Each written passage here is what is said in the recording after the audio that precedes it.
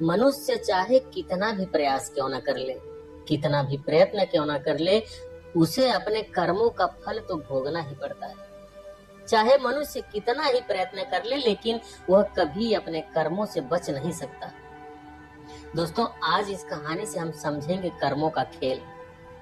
आखिर अच्छे कर्मों का फल अच्छा और बुरे कर्मों का फल बुरा कैसे होता है।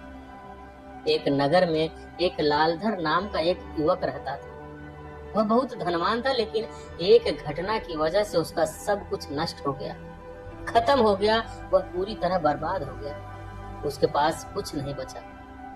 अब उसके पास केवल 5 स्वर्ण मुद्राएं बची थी। तो उसने सोचा कि अगर मैं इस नगर में रहूंगा तो मेरा कुछ नहीं होने वाला। यही सोचकर वह उन 5 स्वर्ण मुद्रा को लेकर दूसरे नगर के लिए रवाना हो गया। जब वह दूसरे नगर के लिए जा रहा था तो उसे रास्ते में एक महात्मा मिले। वह महात्मा बहुत ज्ञानी थे। उनके ज्ञान की चर्चा चारों तरफ फैली हुई थी। वह युवक महात्मा के पास गया और बोला, महात्मा जी, आप कहाँ जा रहे हैं? महात्मा ने उससे कहा कि मैं यही पास के नगर में जा रहा हूँ। उस युवक ने सोचा कि चलो अच्छा हुआ, साथ में मेरा भी सफर कट जाएगा। महात्मा ने उस युवक से पूछा कि बच्चा, तुम कहाँ जा रहे हो? तब उस युवक ने कहा कि महाराज, मैं पास के नगर में व्यापार करने के लिए जा रहा हूँ। अब मेरे पास केवल 5 स्वर्ण मुद्राएं बची है। उन्हीं से मैं एक नया व्यापार शुरू करूंगा। इसके बाद उस युवक ने महात्मा को सारी बात बताई। फिर महात्मा के साथ साथ चलने लगा। थोड़ी दूर चलने के बाद उसे खामोशी अखरने लगी, क्योंकि महात्मा चुपचाप अपने मार्ग पर चले जा रहे थे। उस युवक ने कहा, महाराज, आप चुपचाप क्यों चल रहे हैं? इससे तो रास्ता बड़ा लंबा हो जाएगा। आप मुझे कोई ऐसी कहानी सुनाइए जिससे यह सफर आराम से कट जाए और मेरे मन को शांति मिल जाए। उसके बाद वह महात्मा बोले, बच्चा, मैं कहानी तो सुना दूंगा, लेकिन मेरी कहानी सुनने के पैसे लगते हैं। मैं एक कहानी सुनाने के बदले में 1 स्वर्ण मुद्रा लेता हूँ। महात्मा की बात सुनकर उस युवक ने सोचा कि मेरे पास तो केवल 5 स्वर्ण मुद्रा है, जिसमें से 1 स्वर्ण मुद्रा देकर कहानी सुनना क्या बुद्धिमानी होगी? लेकिन यह बड़े ज्ञानी हैं। हो सकता है इनकी कहानी सुनकर मुझे धन कमाने का कोई उपाय मिल जाए। फिर कुछ सोच समझकर उसने 1 स्वर्ण मुद्रा महात्मा जी को दिया और बोला, लीजिए महाराज, लेकिन आपसे एक प्रार्थना है कि आप जो भी कहानी सुनाएं वह सच्ची हो। महात्मा बोले, ठीक है बेटा। महात्मा ने कहा, बेटा, जो भी, जैसा भी और जितने दिन के लिए भी तुम्हें काम मिले वह काम तुम तुरंत कर लेना। महात्मा की बात सुनकर लालधर उनसे बोला, ठीक है महाराज, मैं आपकी यह बात ध्यान में रखूंगा। आप कहानी सुनाइए। महात्मा बोले, कहानी तो खत्म हो गई। महात्मा बोले, कहानी तो खत्म हो गई। तब युवक ने कहा, यह कैसी कहानी थी महाराज?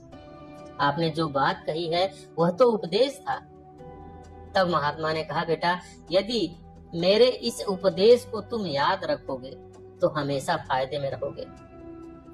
फिर महात्मा ने उस युवक से कहा कि चलो ठीक है, मैं तुम्हें दूसरी कहानी सुनाता हूँ, निकालो 1 और स्वर्ण मुद्रा। कुछ सोच समझकर लालधर ने 1 और स्वर्ण मुद्रा महात्मा को दिया और कहा, कहानी सुनाओ महाराज। तब महात्मा कहने लगे कि बेटा, कभी किसी दूसरे के हक पर छल, कपट, ईर्ष्या से अधिकार मत करना। दूसरे की वस्तु को मिट्टी के बराबर समझना और अपनी नीयत कभी उस पर खराब मत करना। यह सुनकर वह युवक बोला, फिर महाराज? तो महात्मा जी ने जवाब दिया कि फिर क्या, बस कहानी खत्म हो गई। तब उस युवक ने कहा, महाराज, आपने तो इस बार भी बस उपदेश दिया। तब उस महात्मा ने उससे कहा, बेटा, मेरे उपदेश बड़े कीमती हैं। फिर कुछ सोच समझकर उस युवक ने उनसे कहा, महाराज, यह लो तीसरी स्वर्ण मुद्रा और मुझे अगला उपदेश सुनाओ। महात्मा बड़े प्रसन्न हुए और बोले, बेटा, जीवन में कभी भी भूल कर भी किसी का रहस्य किसी अन्य को मत बताना। फिर उस युवक ने उनसे कहा, महाराज, यह लो मेरे पास 2 स्वर्ण मुद्रा और बची है, मुझे 2 उपदेश और दे दो। फिर महात्मा ने चौथा उपदेश दिया और कहा, बेटा तुम चाहे कितने ही आवश्यक कार्य से कहीं पर जा रहे हो, लेकिन यदि रास्ते में कोई तुम्हें बुलाकर प्रेम से बैठाता है तो उसकी बात ध्यान से जरूर सुनना, ठुकराना नहीं, चाहे तुम्हारा लाखों का ही नुकसान क्यों न हो जाए।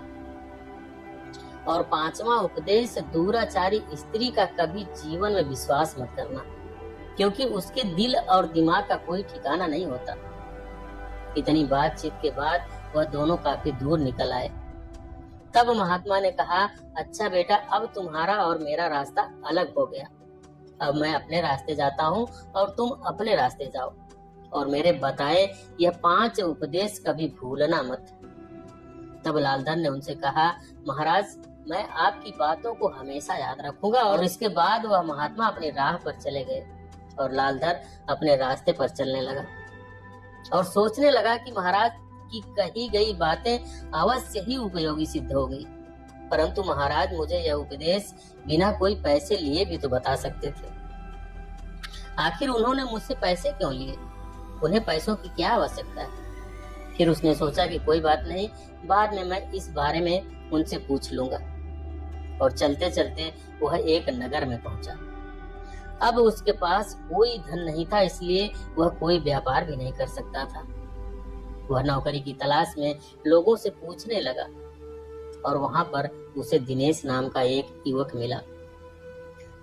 उसने लालधर से कहा कि भाई, मैं यहाँ पर महाराज के यहाँ नौकरी करता हूँ। मेरा काम घोड़ों की देखभाल करना है, लेकिन मेरी माँ बहुत बीमार है, इसलिए मुझे 1 माह की छुट्टी चाहिए ताकि मैं अपनी माँ के पास जा सकूं।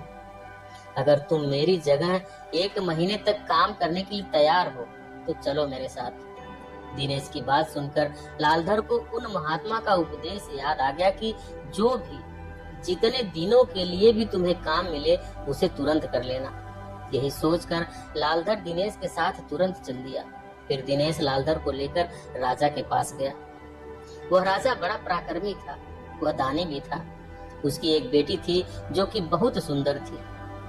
राजा उसे अत्यधिक प्रेम करते थे। इसके अलावा राजा को घुड़सवारी का भी बहुत शौक था, इसलिए उन्होंने बहुत सारे घोड़े पाल रखे थे, जिनकी देखभाल के लिए बहुत सारे सेवक भी रखे थे, जिसमें से एक दिनेश भी था। दिनेश लालधर को लेकर राजा के पास गया और बोला, महाराज इसका नाम लालधर है, मैं अपने स्थान पर इसको रखकर अपनी माँ के पास जाना चाहता हूँ। तब राजा ने कहा, मुझे इससे कोई दिक्कत नहीं है, लेकिन अगर मेरे घोड़ों को कुछ भी हुआ तो उसके जिम्मेदार तुम होगे, तुम्हें ही दंड भुगतना पड़ेगा। दिनेश ने कहा, ठीक है महाराज, आप चिंता ना करें, इसको मैं सब समझा दूंगा। फिर दिनेश लालधर को लेकर शाही अस्तबल में गया। वहां बहुत सारे घोड़े बंधे हुए थे। तब दिनेश ने कहा, सुनो लालधर, ये 7 घोड़े तुम्हारे नीचे रहेंगे, तुम्हें इनकी देखभाल अच्छे से करनी है। लालधर बोला, तुम चिंता मत करो भाई, तुम निश्चिंत होकर अपनी माँ के पास जाओ, मैं इनकी अच्छे से देखभाल कर लूंगा। इसके बाद लालधर उनकी अच्छे से देखभाल करने लगा और दिनेश अपनी माँ से मिलने के लिए चला गया। राजा घोड़ों को खिलाने के लिए प्रत्येक सेवक को 20 सेर चना देता था। लालधर ने भी 20 सेर चने लिए और अपने अस्तबल में आ गया। वह उन चनों को पानी में भिगो देता था, फिर उसे कूट कर घोड़ों को खिलाता था। अपना काम पूरा करने के बाद लालधर ने एक दिन सोचा, चलो दूसरे सेवकों के पास जाकर थोड़ी मस्ती की जाए। यह सोचकर वह उस बड़े से कमरे में पहुंचा जहां पर अन्य सेवक बैठे हुए थे और मौज मस्ती कर रहे थे।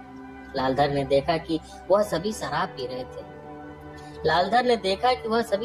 रहे थे। तो लालधर बोला, अरे भाई, आपने अपना काम भी पूरा नहीं किया और नशा करने लग गए।